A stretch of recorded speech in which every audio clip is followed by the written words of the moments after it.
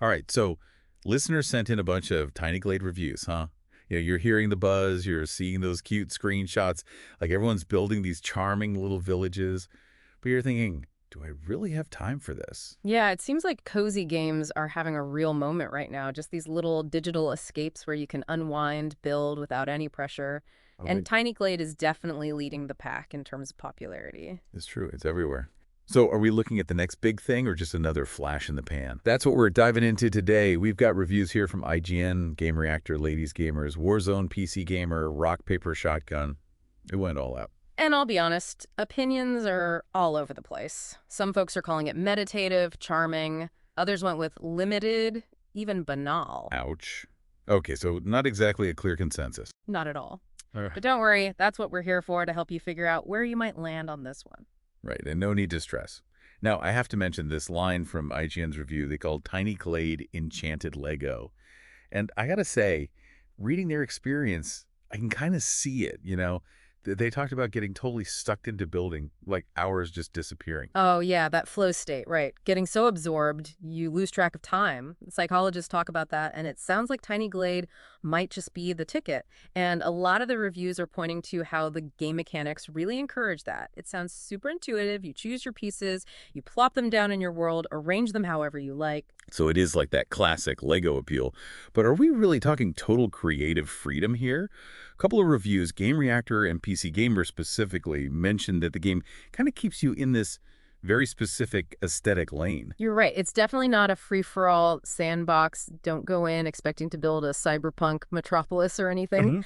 I think PC Gamer even called the aesthetic something like unwaveringly orthodox, but, and this is where things get interesting. Okay, you've got my attention. What's the catch? Well, Tiny Glade has this procedural generation thing going on, and reviewers, especially Rock, Paper, Shotgun, could not stop talking about it. Basically, it's like the game is working with you, not against you. You place your building blocks, and it weaves its magic. So how does that actually work in the game? Give me an example. Okay, say you're laying down a path through your village, and you drag it right through an existing wall. Right. In most games, that either block you completely or just clip through weirdly, right? But in Tiny Glade, it adapts, creates a doorway or sometimes even a whole archway, so the path flows right through. No, hold on, really. The game just does that automatically. Yep, like it's saying, I see your vision here, let me just help you out a bit. That's amazing. It's true. And it goes beyond just paths and walls. A bunch of the reviews pointed out how these small, procedurally generated details pop up everywhere, creating a really unique feel. It's like you're setting up these little design puzzles, and the game solves them in these really cool ways. Exactly. And that's where that sense of discovery comes in. It's not about micromanaging every little thing. It's about giving the game some space to surprise you. Speaking of surprises, the Rock, Paper, Shotgun review mentioned something hilarious about sheep, right? Something about umbrellas. Oh, right. Yeah. They talked about how you can end up with sheep just floating around with umbrellas. Apparently, it's a thing in Tiny Glade. Okay, that's adorable. Yeah. See, this is why we do deep dives, people. This is the stuff you'd miss, just skimming headlines. It's all those little quirky details. That's what gives the game its personality. Totally. And it sounds like those details go beyond just the gameplay, too. Almost every single review mentioned the photo mode. Is it actually any good, though? Or is it just some tacked-on afterthought like we see in a lot of games? Oh, no, this is legit. Rock, Paper, Shotgun and Ladies Gamers, they both raved about how much control you have. Yeah. Like adjusting the lighting, depth of field, Mhm. getting that perfect bokeh effect. Okay, getting a little technical for me here, but I appreciate you. But for us non-photographer types, what does all that actually mean for the player experience? It means you can take these amazing, almost diorama-like photos of your little villages. And here's the cool part. You can actually explore your village in first-person mode while you're taking pictures. No way, really. You can walk around your creation like you're actually in the game world. Yep. So imagine you've just finished building this charming market square. You stroll through, listen to the birds chirping, the sun setting. That's the vibe they're going for. Surprisingly immersive for a game that's, essentially about building doll houses, for lack of a better term. I get why people are so drawn to it. Yeah, it's about capturing a feeling, a mood. And that really gets to the heart of what Tiny Glade is all about.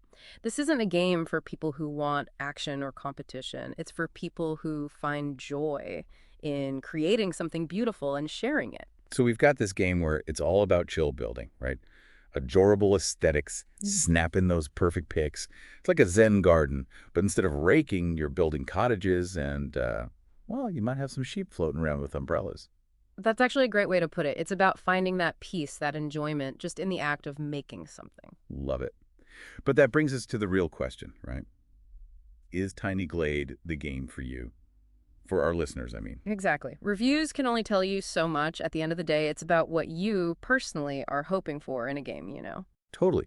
Like if you're someone who loves a challenge, big complex systems, maybe some explosions here and there, Tiny Glade might not be your cup of tea. For sure. And some players, honestly, they might get frustrated with the limitations. But then there are others, and for them, those same limitations, that's actually where the freedom is. It's about embracing a different way to play, a different goal. It's like instead of having that giant bin of Legos with endless possibilities, but also maybe some overwhelm, it's like getting a really well-curated set.